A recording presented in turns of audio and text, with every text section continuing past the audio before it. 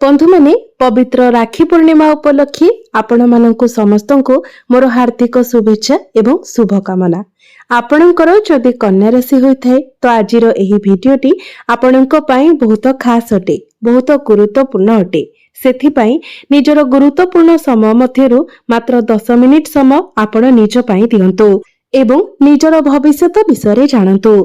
कारण कन्या राशि व्यक्ति विशेष मानकर जीवन एही पवित्र राखी पूर्णिमा परठारु बदलिबाकु जाउछि।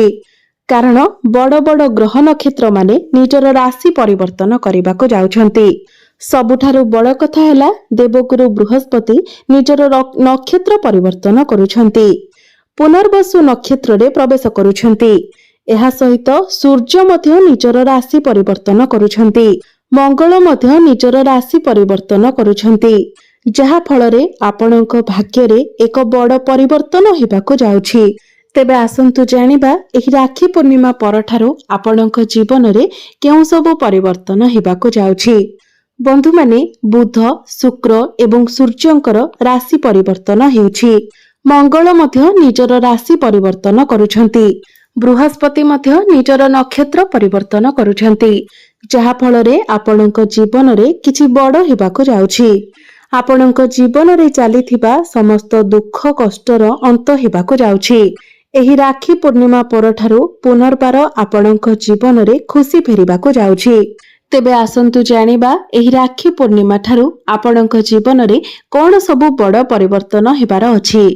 तेबे एहा पूर्वरु जदि आपणकर मध्य कन्या राशि होइथाय तो भिडियोटी को स्किप न करी शेष पर्यंत निश्चय देखंतु एवं भिडियोटी को लाइक करी चैनलटी को सब्सक्राइब करि दियंतु। कमेंट बॉक्स रे भक्ति एवं श्रद्धार सहित जय श्री जगन्नाथ निश्चय लिखंतु। बंधु माने आपणकर पूर्वरु स्वास्थ्य जनित समस्या लागि रहिथिला, आपणकर धन जनित समस्या देखा देउथिला, आर्थिक समस्या देई आपण गति करुथिले, आपण ऋण नेइथिले किंतु ऋण सुझी पारु नथिले, आपणक उपरे ऋण करजर भार बढ़ी जाइथिला, आपणकर प्रत्येक कार्य अटकी रहुथिला, आपण जेउ भी कार्य रे हाथ देउथिले सेथिरे आपणको सफलता मिली पारु नथिला।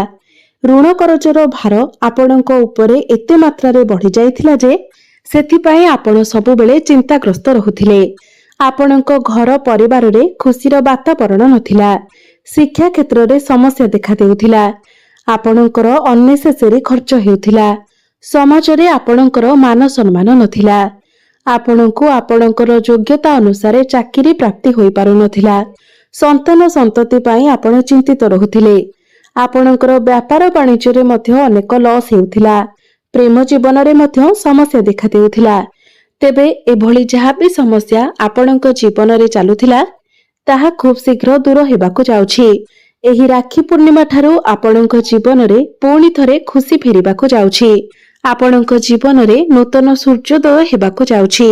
गुरु निजर नक्षत्र परिवर्तन करुछंती, शुक्र मध्य आपणकर 10म भावरे केंद्र रे विराजमान अछंती, जहा फलरे एही राखी पूर्णिमा परे आपणकर भाग्य रे परिवर्तन आसीबो।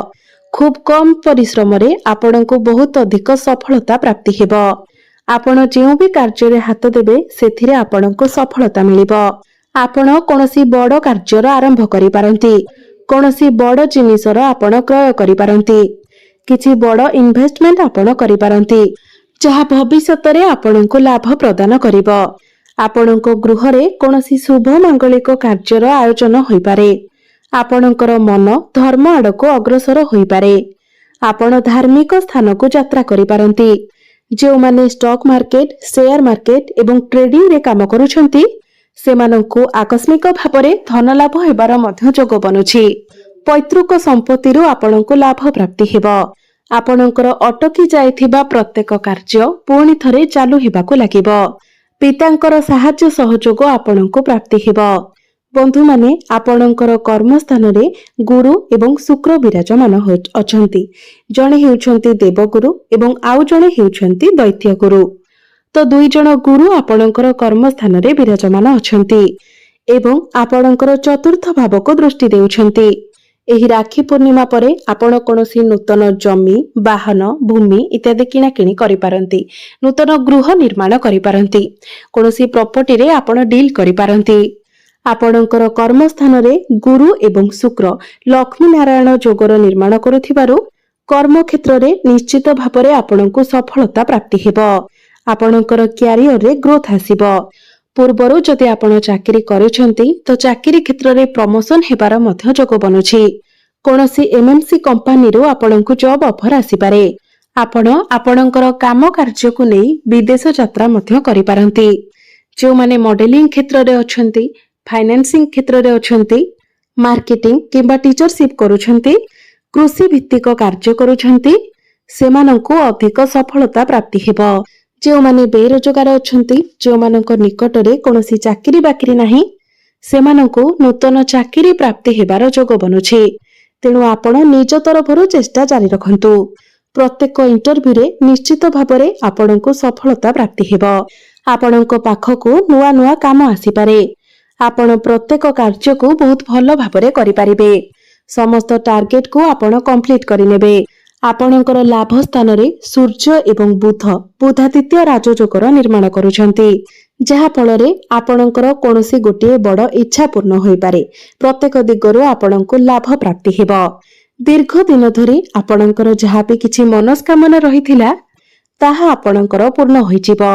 ଏହି ରାକ୍ଷୀ ପୂର୍ଣ୍ଣିମା ଠାରୁ ଆପଣଙ୍କୁ ଆପଣଙ୍କ ବଡ଼ ଭାଇ ଭଉଣୀମାନଙ୍କର ସପୋର୍ଟ ମିଳିବାକୁ ଲାଗିବ। ଚାରି ଦିଗରୁ ଆପଣଙ୍କୁ ଲାଭ ହିଁ ଲାଭ ପ୍ରାପ୍ତି ହେବ।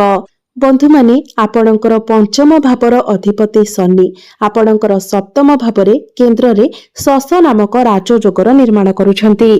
ପଞ୍ଚମ ଭାବଟି ହୋଇଥାଏ ଆପଣଙ୍କର ଶିକ୍ଷାର ଭାବ, ପ୍ରେମ ଜୀବନର ଭାବ ଏବଂ ସନ୍ତାନର ଭାବ। ତେଣୁ ଏହି ରାକ୍ଷୀ ପୂର୍ଣ୍ଣିମା ଠାରୁ ଆପଣଙ୍କୁ ଆପଣଙ୍କର ଶିକ୍ଷା କ୍ଷେତ୍ରରେ, ଆପଣଙ୍କର ପ୍ରେମ ଜୀବନରେ ଆପଣଙ୍କୁ ସଫଳତା ପ୍ରାପ୍ତି ହେବ। ଯେଉଁ ଦମ୍ପତିମାନେ ସନ୍ତାନର କାମନା କରୁଥିଲେ ସେମାନଙ୍କୁ ସନ୍ତାନ ସୁଖ ପ୍ରାପ୍ତି ହେବ। ଆପଣଙ୍କ ପ୍ରେମ ଜୀବନରେ ପୂର୍ବରୁ ଯଦି କିଛି ସମସ୍ୟା ଲାଗି ରହିଥିଲା, ଆପଣଙ୍କ ମଧ୍ୟରେ କଥାବାର୍ତ୍ତା ବନ୍ଦ ହୋଇଯାଇଥିଲା, ମିସ୍ଅଣ୍ଡରଷ୍ଟାଣ୍ଡିଂ, ମିସ୍କମ୍ୟୁନିକେସନ ହୋଇଥିଲା, ତ ସେ ସବୁ କିଛି ସମାଧାନ ହୋଇଯିବ। ଏହା ବ୍ୟତୀତ ଯେଉଁମାନେ ସିଙ୍ଗଲ ଅଛନ୍ତି ସେମାନଙ୍କୁ ନୂତନ ପାର୍ଟନର ମଧ୍ୟ ମିଳିପାରନ୍ତି। ଏହା ବ୍ୟତୀତ ଆପଣଙ୍କର ଭଲ ପାଇବା ବିବାହର ରୂପ ମଧ୍ୟ ନେଇପାରେ। ଯେଉଁମାନଙ୍କର ବିବାହ ବୟସ ହୋଇଯାଇଥିବା ସତ୍ତ୍ୱେ ମଧ୍ୟ ବିବାହ ହୋଇପାରୁନାହିଁ, ସେମାନଙ୍କ ନିକଟକୁ ଭଲ ପ୍ରସ୍ତାବ ଆସିବ ଏବଂ ଆପଣଙ୍କର ଇଚ୍ଛା ମୁତାବକ ସ୍ଥାନରେ ଆପଣଙ୍କର ବିବାହ ମଧ୍ୟ ହୋଇଯିବ। ଗୁରୁ ଆପଣଙ୍କର କେନ୍ଦ୍ରରେ ବିରାଜମାନ ଥିବା ହେତୁ ଆପଣଙ୍କୁ ସନ୍ତାନ ସୁଖ ପ୍ରାପ୍ତି ହେବ। ସନ୍ତାନଙ୍କ ପାଖରୁ ଆପଣଙ୍କୁ କୌଣସି ଶୁଭ ଖବର ମିଳିବ। ଶିକ୍ଷା କ୍ଷେତ୍ରରେ ଆପଣ ବହୁତ ଅଧିକ ଉନ୍ନତି କରିବେ। ଉଚ୍ଚ ଶିକ୍ଷା ପାଇଁ ଆପଣ ବାହାରକୁ ଯାଇପାରନ୍ତି। ଆପଣ ନିଜ ଶିକ୍ଷା କ୍ଷେତ୍ରରେ କିଛି ସକାରାତ୍ମକ ପରିବର୍ତ୍ତନ କରିପାରନ୍ତି, ଯାହା ଭବିଷ୍ୟତରେ ଆପଣଙ୍କ ପାଇଁ ଲାଭଦାୟକ ହେବ। ଆପଣ ନିଜର ପାଠ ପଢ଼ାରେ କିଛି ବଡ଼ ଡିସିସନ ନେଇପାରନ୍ତି, କିଛି ବଡ଼ ଷ୍ଟେପ୍ ନେଇପାରନ୍ତି। କୌଣସି ନୂତନ ସ୍ଥାନରେ ଆପଣ ଆଡମିସନ ନେଇପାରନ୍ତି। ଏହି ରାକ୍ଷୀ ପୂର୍ଣ୍ଣିମା ପରେ ଯଦି ଆପଣଙ୍କର କିଛି ଏକ୍ଜାମ ଅଛି, କମ୍ପିଟେଟିଭ ଏକ୍ଜାମ ଅଛି କିମ୍ବା କୌଣସି ସରକାରୀ ପରୀକ୍ଷା ଅଛି, ତେବେ ସେଥିରେ ଆପଣଙ୍କୁ ନିଶ୍ଚିତ ଭାବରେ ସଫଳତା ପ୍ରାପ୍ତି ହେବ। ଆପଣଙ୍କର ମନ ପାଠ ପଢ଼ାରେ ଲାଗିବ। ଏହି ରାକ୍ଷୀ ପୂର୍ଣ୍ଣିମା ପରେ ଆପଣ ନିଜେ ହିଁ ଦେଖିବେ ଯେ ଆପଣଙ୍କର ପାଠ ପଢ଼ାରେ କେତେ ଉନ୍ନତି ହେବାକୁ ଲାଗୁଛି। ବନ୍ଧୁମାନେ, ମଙ୍ଗଳ ଆପଣଙ୍କର ଲଗ୍ନରେ ବିରାଜମାନ ଅଛନ୍ତି ଏବଂ ବୁଧ ଆପଣଙ୍କର ଲାଭ ସ୍ଥାନରେ ଅଛନ୍ତି। ତେଣୁ ପୂର୍ବରୁ ଯଦି ଆପଣଙ୍କର କିଛି ସ୍ୱାସ୍ଥ୍ୟଗତ ସମସ୍ୟା ଲାଗି ରହିଥିଲା, ତାହା ବର୍ତ୍ତମାନ ଦୂର ହୋଇଯିବ। ଆପଣ ନିଜକୁ ସ୍ୱାସ୍ଥ୍ୟବାନ ଅନୁଭବ କରିବେ। ଗୁରୁ ଏବଂ ଶୁକ୍ରଙ୍କର ଦୃଷ୍ଟି ଚତୁର୍ଥ ଭାବରେ ରହୁଥିବା ହେତୁ ଆପଣଙ୍କୁ ମାତୃ ସୁଖ ପ୍ରାପ୍ତି ହେବ। ଆପଣଙ୍କ ମାଙ୍କର ସ୍ୱାସ୍ଥ୍ୟରେ ଯଦି କିଛି ସମସ୍ୟା ଲାଗି ରହିଥିଲା ତ ସେସବୁ ଦୂର ହୋଇଯିବ। ଆପଣଙ୍କ ମାଙ୍କ ସହିତ ଆପଣଙ୍କର ସମ୍ପର୍କ ବହୁତ ଭଲ ରହିବ। ଗୁରୁ ଆପଣଙ୍କର ଦଶମ ଭାବରେ ରହି ଆପଣଙ୍କର ଦ୍ୱିତୀୟ ଭାବ ଧନ ଭାବକୁ ଦୃଷ୍ଟି ଦେଉଛନ୍ତି, ଯାହା ଫଳରେ ଏହି ରାକ୍ଷୀ ପୂର୍ଣ୍ଣିମା ଠାରୁ ଆପଣଙ୍କର ଆର୍ଥିକ ସ୍ୱଚ୍ଛଳତା ମଧ୍ୟ ହେବ। ଆପଣ ନିଜର ଆର୍ଥିକ ସ୍ଥିତିରେ ପରିବର୍ତ୍ତନ ଦେଖିବାକୁ ପାଇବେ। ଆପଣଙ୍କର ଫାଇନାନ୍ସିଆଲ ଗ୍ରୋଥ ହେବ। ଆପଣଙ୍କୁ ଆର୍ଥିକ ଲାଭ ହେବ। ଆପଣ ନିଜର ସବୁ ଋଣ କରଜକୁ ଶୁଝିବାରେ ସକ୍ଷମ ହେବେ। ଆପଣଙ୍କର ବ୍ୟାଙ୍କ ବାଲାନ୍ସ ବଢ଼ିବ। କୌଣସି ସ୍ଥାନରେ ଆପଣ ପୁଞ୍ଜି ନିବେଶ ମଧ୍ୟ କରିପାରନ୍ତି। ଆପଣଙ୍କର ଆମଦାନୀରେ ବୃଦ୍ଧି ହେବ। ଆପଣଙ୍କର ଘର ପରିବାରରେ ହସ ଖୁସିର ମାହୋଲ ଲାଗି ରହିବ। ଆପଣଙ୍କର ବାଣୀରେ ମଧୁରତା ଆସିବ। ଲୋକମାନେ ଆପଣଙ୍କର ବାଣୀ ଦ୍ୱାରା ଆପଣଙ୍କ ଆଡ଼କୁ ଆକର୍ଷିତ ହେବେ। ଗୁରୁ ହେଉଛନ୍ତି ଆପଣଙ୍କର ସପ୍ତମ ଭାବର ଅଧିପତି। ସପ୍ତମ ଭାବଟି ହୋଇଥାଏ ବ୍ୟାପାର ବାଣିଜ୍ୟର ଭାବ। तो व्यापार वाणिज्य आपणको लाभ प्राप्ति हेबो, आपणकर ग्रोथ हेबो, आपण किछि पार्टनरशिप बिजनेस स्टार्ट करि पारंती, आपणकर मन को नुआ नुआ आइडिया मध्य आसीबो, आपण किछि नुआ व्यापार वाणिज्य मध्य आरंभ करि पारंती, आपणकर ग्राहक बढ़िबे, आपणकर वैवाहिक जीवन मध्य सुखमय व्यतीत हेबो, आपण दुई जण मिसी किछि फैमिली प्लानिंग करि पारंती, किछि बड़ डिसिजन आपण नै पारंती, आपणकर जीवन साथींकर क्यारियर रे मध्य ग्रोथ आसीबो, आपण जदि ऑनलाइन रो काम करूछंती, डिजिटल मार्केटिंग रो काम करूछंती, तेबे आपणको आकस्मिक भाବରେ सफलता प्राप्ति हेबो। तो प्रत्येक दृष्टिରୁ देखिबाकू गले एही राखी पूर्णिमा परे कन्या राशि रो व्यक्ति विशेष माने प्रत्येक क्षेत्र रे उन्नति करबाकू जाउछंती, ताहा शिक्षा क्षेत्र रे हेउ, भाग्य क्षेत्र रे हेउ, कर्म क्षेत्र रे हेउ, प्रेम जीवन रे हेउ किंबा आपणकर स्वास्थ्य दृष्टि रे हेउ, प्रत्येक क्षेत्र रे आपणको लाभ मिलिबाकू जाउछि। तेबे अधिक शुभत्व प्राप्ति करिबा पई आपण प्रत्येक दिन प्रभु गणेशकर आराधना करंतु। प्रत्येक बुधवार दिन आपण गाई को सबुज चारा खाइबाकू दियंतु एवं प्रभु गणेशଙ୍କୁ दुब अर्पण करंतु। एहा व्यतीत प्रत्येक दिन आपण हनुमान चालीसार पाठ करंतु एवं प्रत्येक दिन आपण उदित सूर्य को तंबा पात्र रे जलार्घ्य अर्पण करंतु। निश्चित भाबरे आपणको अधिक मात्रा रे शुभ फल प्राप्ति हेबो। तो बंधु माने आपणकर जीवन मंगलमय हेउ, एहा ही ईश्वरଙ୍କ